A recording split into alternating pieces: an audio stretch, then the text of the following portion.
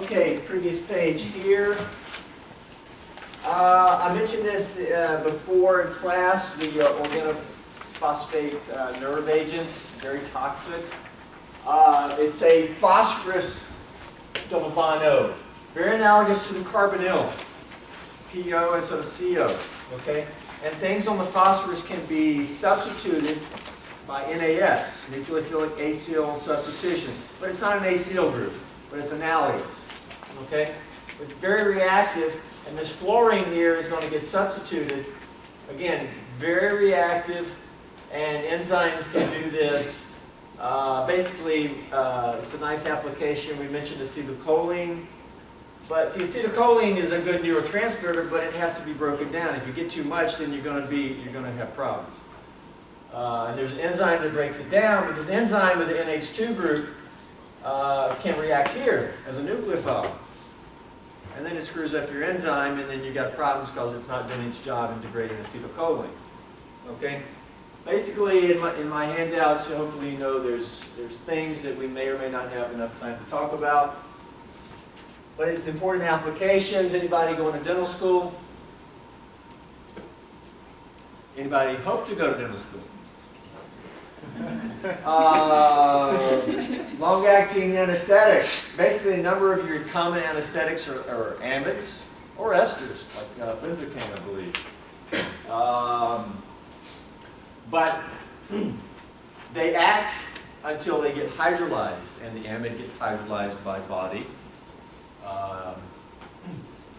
But now, an amide is an amide, maybe so, maybe not. What can differentiate the hydrolysis rate of amides? Potentially a number of things, but one thing could be sterics, okay? Crowding, all right? And if you look at these, around the amide, there's more sterics. Basically, other groups being there that can sort of move around and block the carbonyl. And the more sterically hindered it is, the more difficult it is to hydrolyze, and thus the longer it's going to last. Okay? And so maybe you want an anesthetic to last for 10 minutes to do a quick procedure, and then boom, it gets hydrolyzed and it's no longer working. Or maybe you want an anesthetic that lasts 4 hours. Well, you want one to last longer. Okay? So that's a nice application there of sterics making reaction at the carbonyl slower or faster. Steric slowing it down, more steric ingestion. Okay, so there's some applications there. Sterics can slow down carbonyl reactions just like sterics can slow down, backside attack on a tetrahedral carbon. But we need to move ahead. Oh, by the way, the chemistry of champagne, I brought it up, so I should show it to you. Did we show this handout? No. Yeah, I don't think I gave it to you. But if I look at this, have a look at it, and all these compounds tend to be esters or acids.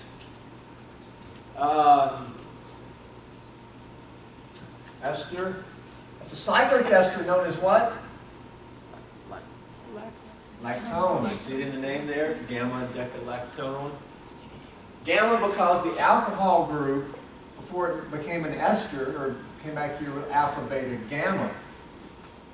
If you hydrolyze that open, you're going to get a gamma hydroxycarboxylic acid. It's a long chain. That's called a fatty acid ester. Ethyl myristate. Sodium myristate is, I believe, used in shampoo. I think I saw that on some shampoo bottle. But I didn't give you that handout, so you really can't look at it on your own.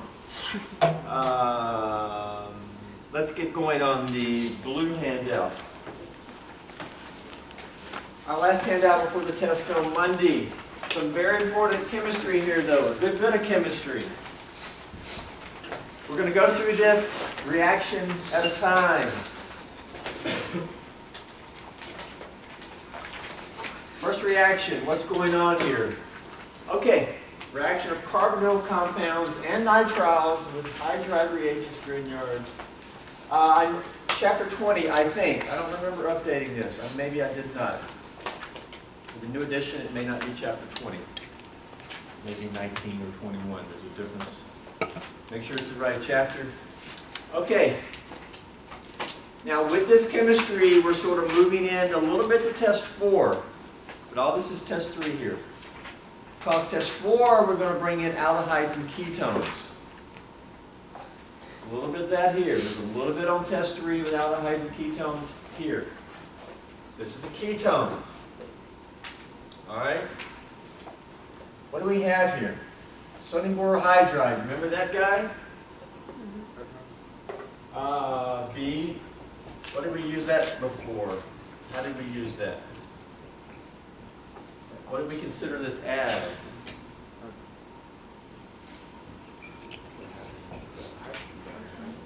Sodium borohydride. We use it in organic 1. It's just the second step of the oxymercuration. Oh, to get the antimicrobial effect. What do we use this for? Doesn't it? It binds and it shoots a hydrogen. Hydride source. Yes. H minus source. Because the boron's not happy. Okay? It's like, okay, H, I love you, but you and your electrons need to go. And so this gets pushed out, the H and the 2 electrons. And H and 2 electrons is what? Hydride. What is chlorine with 2 electrons and a negative charge? Chloride. Bromide. Hydride. It is possible. Okay? It's a hydride source. Well, lithium aluminum hydride is another hydride source. That's just aluminum. Aluminum is under boron on the periodic table.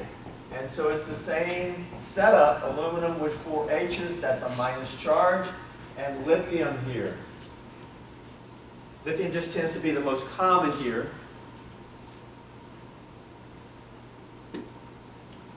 Some practical reason probably, I'm not sure why it's most common.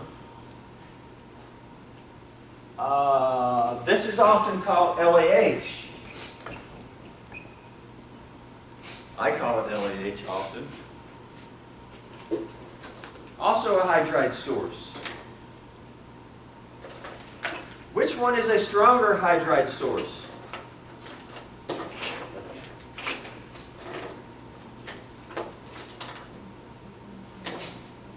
Which one do you think is stronger? Well, what's the difference between boron and aluminum? What can we think about? Electronegativity. Which one hates being minus more?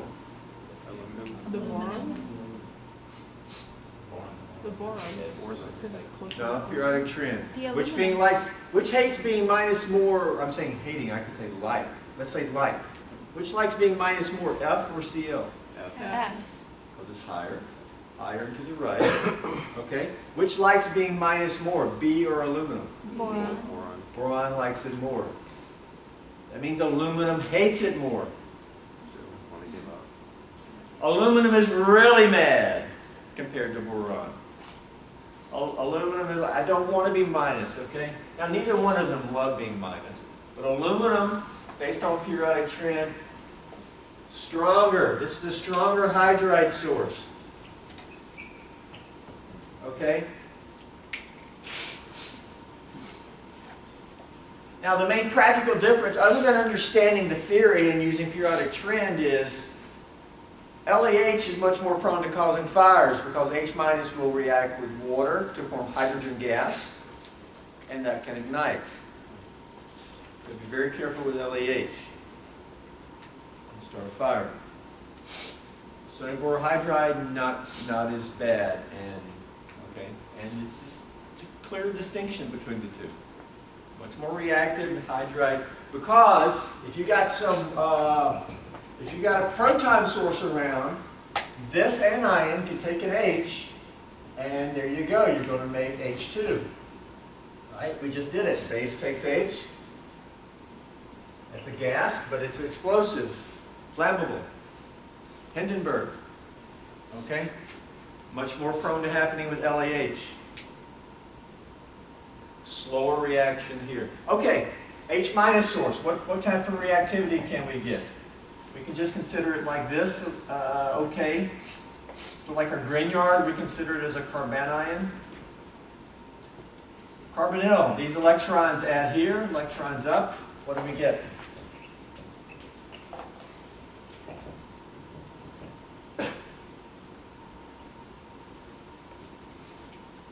We get that there? Everybody agree? Carbonyls can be attacked by nucleophiles. Any other chemistry possible? The answer is no. Not with this molecule. Okay? Wait a minute, where's the H? It's there, I just didn't draw it. Is that okay to do? Everybody knows there's a new H here? Good. Wasn't sure you know that. I'm playing with you. This is just something, okay? I'm not going to draw in the new H. Okay, it's there though, right? Okay, there you go. What next? Do you want to kick off the methyl somehow? What next? Kick off methyl? No. Oxygen. You never go, lots of things can leave and reform carbonyl, but we're not going to kick off a H or plain carbon. You work I out. was thinking we were going to make the H there by itself and Just work up. Here's the answer. Nothing. Done. Game over. No leaving group. Aldehydes and ketones don't have a leaving group. Okay? You cannot kick off a plain H or a plain carbon. No leaving group. Game over. All we can do here is nucleophilic addition. With aldehydes and ketones, all you do is nucleophilic addition. There's no leaving group. I got to take that back. There eventually will become a leaving group. I'll save that for later. Here, game over. All you can do is work this up. Throw in water. Assume excess reagent. Aqueous workup. We can throw in water, or you can throw in acid. That'll work too. That'll work even better. Something to supply a proton. That'll take a proton, and the final product here is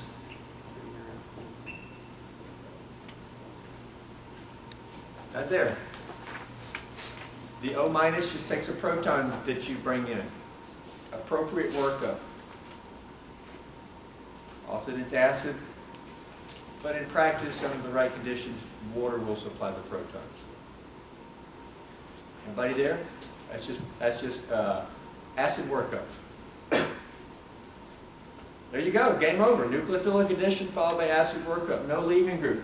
Common reaction there. Okay. How about the next one? Yeah, primary alcohol. It's the same thing. By the way, yes, what do we have now? Functional group here. Secondary alcohol. It's an alcohol. What are we going to get down here? Primary alcohol.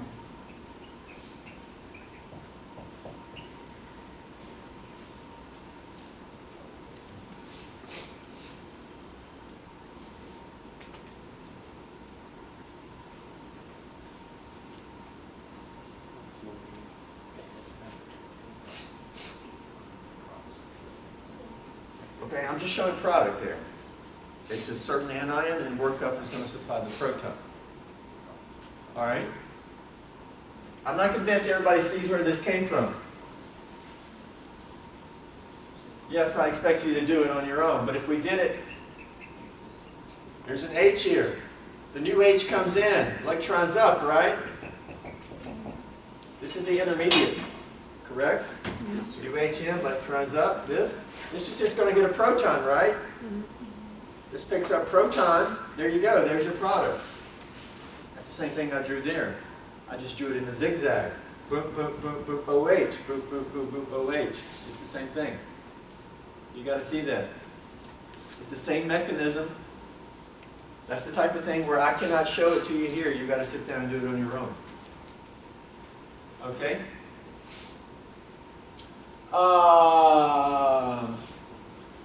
For number one, what reagent would convert product back to starting material?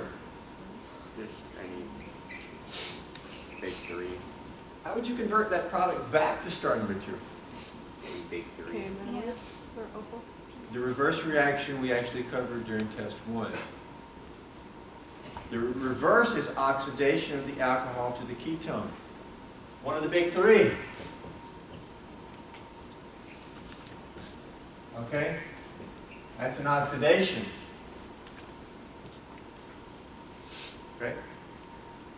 So if that's an oxidation, what is this root called? Reduction. Reduction. Because whenever you add H's, that's a reduction, right? We've said that before.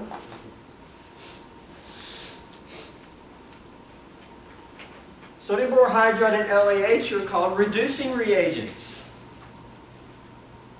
Hydride reducing reagents. We reduce the carbonyl to the alcohol. This is terminology we use. We now have a redox cycle. We can go to the alcohol and we can come right back to the carbonyl. Okay?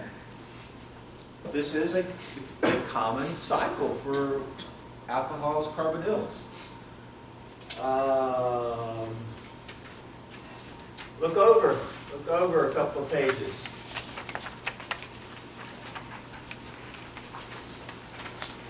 In the body,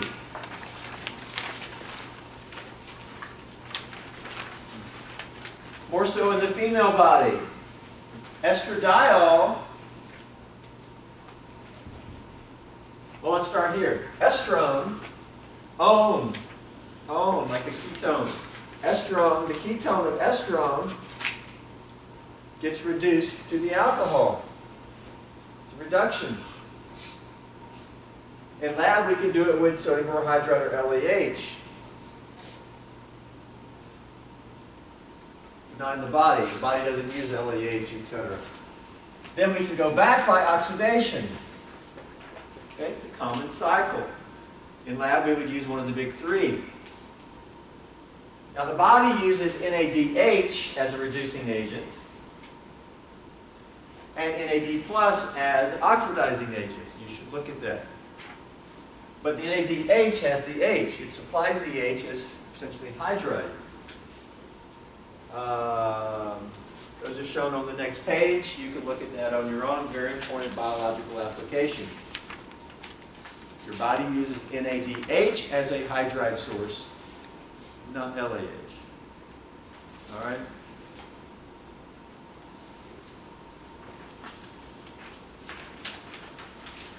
So we have a very common redox cycle between the carbonyl and the alcohol.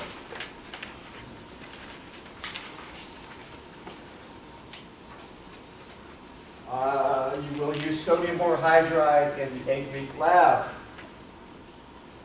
By the way, your data table due when you come to lab this week, yeah? 3 more weeks, yeah? This week, 2 more after this week. Is that right? Let's bring in this reaction. How about the aldehyde with this Grignard? What product would you propose here? Yeah. Secondary alcohol. Secondary alcohol. What type of reactivity do we have? And more as we move forward, it's not, here, memorize this reaction, it's assess what you have. Show the reactivity. What else? This is what? This is a source of essentially the anion here. What's going to happen?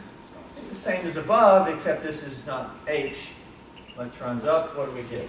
Secondary alcohol. Electrons up becomes that. There's an H here. And there's now a phenyl here. Yes, that's a benzene ring. Okay. What next mechanistically? Work up. Game over. That's it until you add in some water. Nothing. There's no leaving group. It's just... Okay? I can just put OH there, or you can do it however you want. I mean, boop, boop, boop. I can draw it like this. Can I just draw the product like that? Yes. Isn't that it? Yep.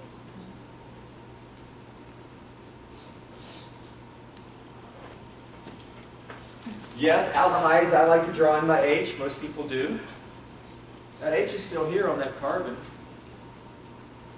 Phenyl came in, electrons up, that oxygen picked up a proton from workup. It doesn't come from the original reaction, it comes from workup. You got to add in something to supply that proton. For 1 and 3, I've already erased 1. For 3, is product R or S? Because that carbon right there is chiral, right? Isn't that chiral? Is it going to be R or S? Couldn't it be racing? It'd be racemic.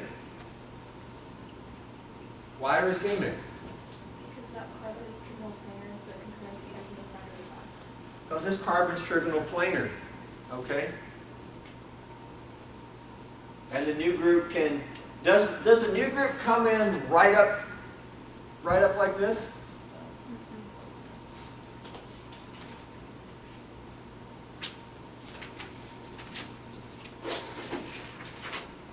I mean, here's a carbonyl on the board. Does the nucleophile come in right up here? No, it's actually known that the nucleophile comes in more like this. Okay? Not straight up the gut, but like this. Okay? But it can also come in the other way. Okay? It's both. It's racemic. Here's the other way you know it was racemic. Because if it was just R, that means it would be optically active. Well, you can't create optical activity from not.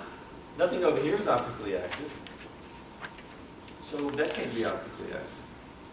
The reason it's not optically active is because it's a 50-50 mix of enantiomers, which we call racemic. Okay? Number 1, their product was also racemic. How about number 2? You've got it on your sheet. No. Number 2 is not chiral, so the question is irrelevant.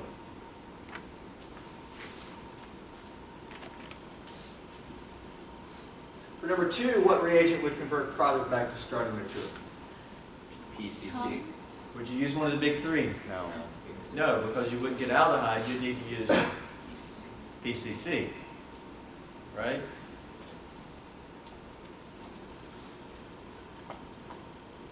Synthesis.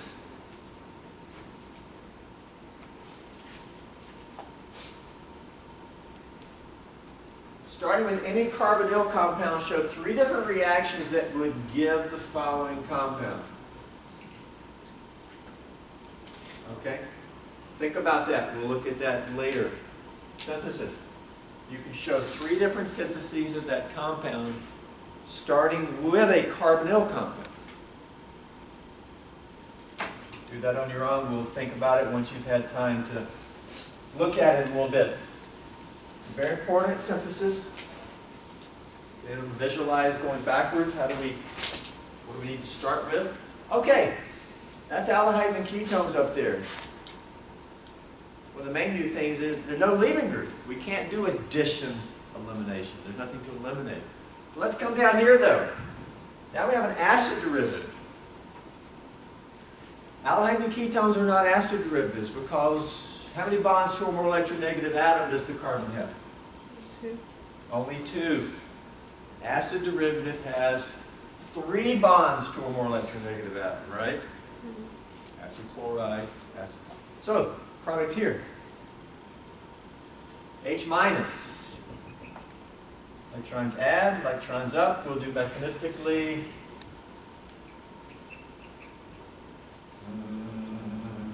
Electrons up. Minus. There's new H here. Chlorine. What next? Hydride reforms, kicks off the I'm chlorine. going to make that We have a leaving group. Houston. Electrons back down because anytime you can make a pi bond and kick off a leaving group, that's easy to do. And what does that give? And aldehyde.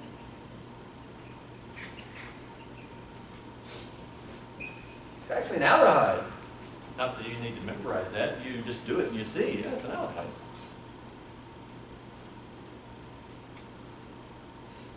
Now that's an addition elimination, a 2-step acyl substitution. We substituted the chlorine for an H, or with an H. But is that the end product? No. It's actually no. Because another H minus can come in here. And what are we going to get?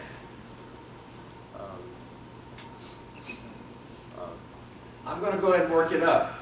Can I do that? I've already went through details above. Once we work it up, what we're going to have? Primary alcohol.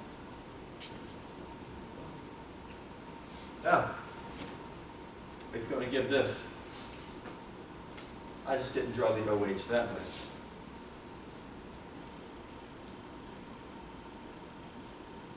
We've already done that above. Basically, the reaction keeps going.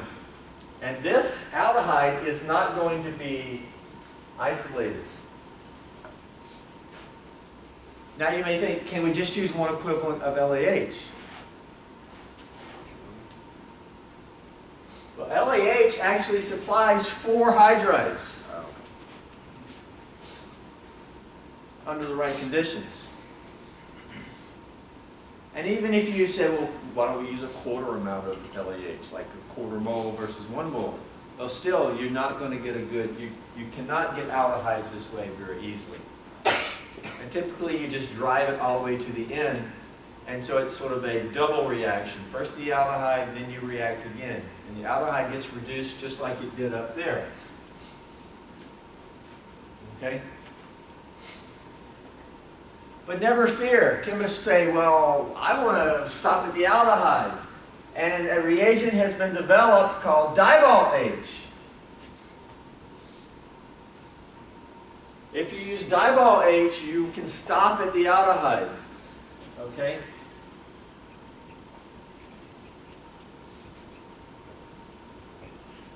Stops at the aldehyde. I'll raise this up. And so the product with Dibol H is, well, it's that product. It's the same starting material.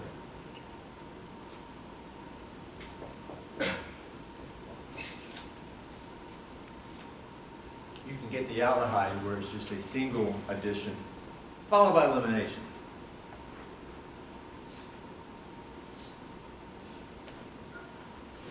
What is Dibol H? By the way, you also do this cold, -78, dry ice acetone.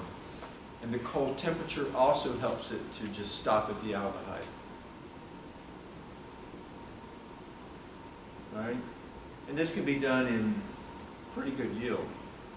Where if you try to use LAH, it's going to over-reduce. And you're going to get that alcohol, okay, over-reduction. What is Dibol H? Well, is it boron, aluminum, magnesium? What do you suggest? Yes, it's aluminum. You can call me Al, okay? It's aluminum.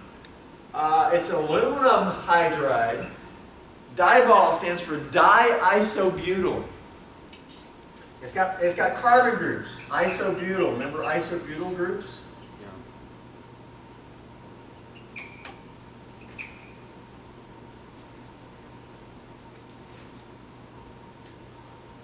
There's no cation. There's no lithium or sodium. That's because this is a neutral aluminum.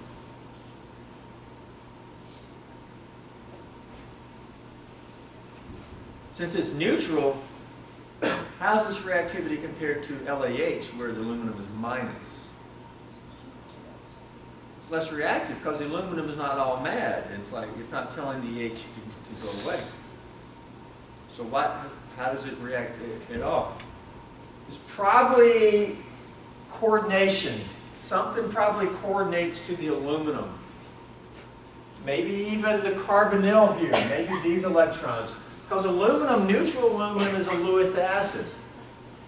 Didn't we use aluminum trichloride as a Lewis acid to facilitate cross reactions? A neutral aluminum is actually, because it's the aluminum either wants it or doesn't. Maybe the carbonyl complexes. I'm not going to go into it. But it's a weaker complex, and so it's also, what do you think the purpose is of the isobutyl groups? It could lead to some sterics. And the aluminum doesn't approach the carbonyl as readily. Because as it does, the isobutyls are like in the way, and it slows it down. Cold temperature slows things down. In the end, diol H cold temperature, you can do just a single addition elimination, and you can stop it out of hiding good deal. This is in general, and there's a number of these. It's called a hindered hydride source. An example of a hindered hydride source. We may see another, or you may just see another one in your textbook. Make sense, hindered hydride source, of what it's able to do? LAH, you're going all the way. Question? For the reaction with LAH, we're just forming lithium ion and chloride, correct? Because there's no H plus to make HCl. So in the end, we're just left with Cl minus. For number 4, when we kick off the You can show lithium chloride. lithium. Yeah, we're really not showing the full fate of the aluminum. But as the way I've shown it, you're going to have to put AlH3. Because once one hydride leaves, it's AlH3. ALH Yeah, lithium chloride. and lithium In real life, AlH3 continues to react. It's a neutral aluminum with hydride. Just like this, it's a neutral aluminum with hydride.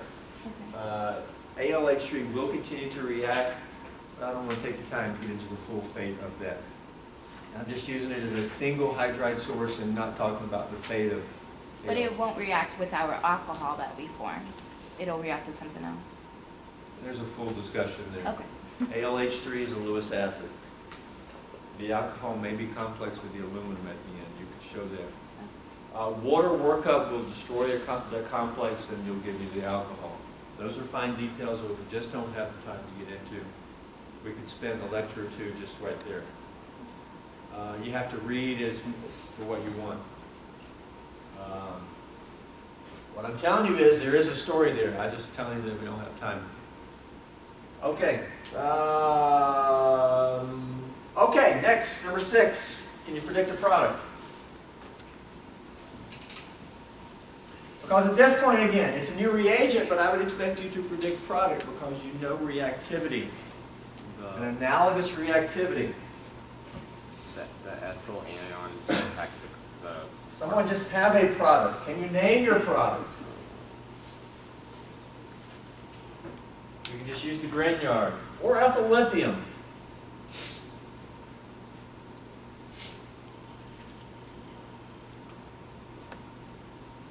Both of these are sources of what?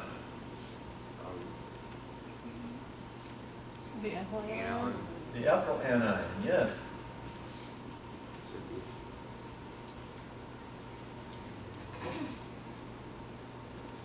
I mean, this is going to add electrons up. We could show that. Convision next would be electrons back down. I do my little shortcut and bring them back down, kick this off. What is that going to give?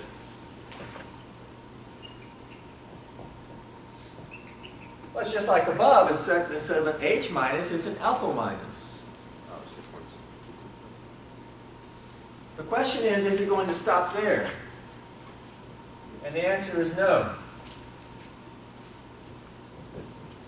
Because this will add again electrons up, and that's going to give, after workup, what? tertiary alcohol?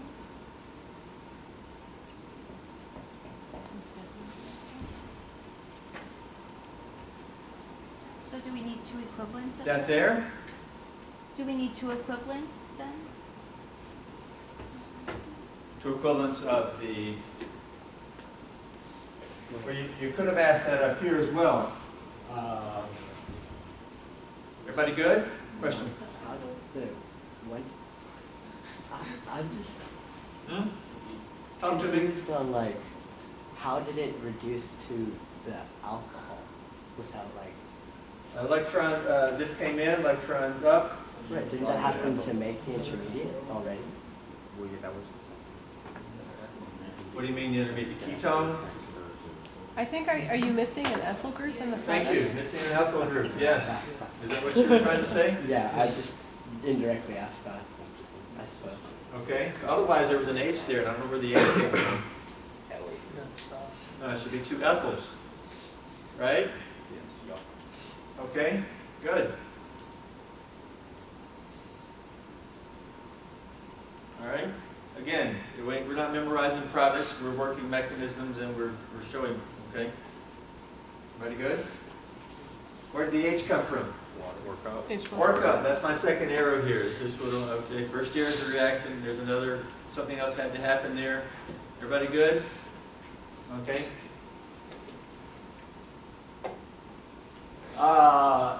Grignard, yes. We can also use the alkyl lithium, it's very similar. These do not stop here. Regular LAH does not stop there. You have to have something special to stop, like a hindered hydride source. Special here, cuprate, new reagent, it will stop there.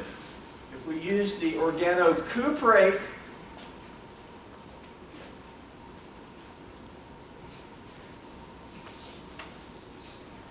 call it an organocuprate.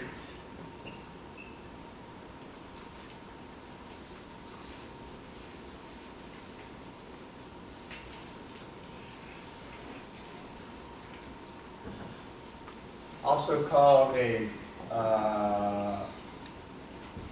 Gilman or Gilman's reagent. That term, name is not used a lot, but sometimes. There should be another handout here, an outline. I'll work out to give it to you on Friday, just an outline. Because I'm pretty sure that that's written in the outline. About out of time here, but that will stop there. We'll discuss the cuprate, its structure and reactivity. But that will allow us to stop at the ketone, which we drew above. And this is actually a great way to make ketones. We'll pick up here on Friday. We'll need to finish this sheet on Friday. This chemistry will be on the test. Okay. Have a good day, guys.